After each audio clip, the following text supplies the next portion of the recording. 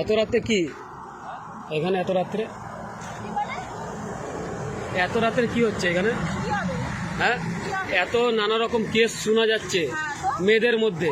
হ্যাঁ হ্যাঁ, এই হোটেলের সামনে এত রাত্রে। বাবার হোটেল তো, সেটা জবাবটা দিতে হবে এই তাপস ঘোষকেই দিব আমি। ঠিক আছে, ডাকুন তো। তোদের মতো মেয়ের জন্য এইসব কেস হচ্ছে, ঠিক আছে? হ্যাঁ, কি না না, এসব ভুল। বাবার নাম তো খানকির ছেলে তো, ঠিক আছে, সেটা আমি দেখে নিচ্ছি।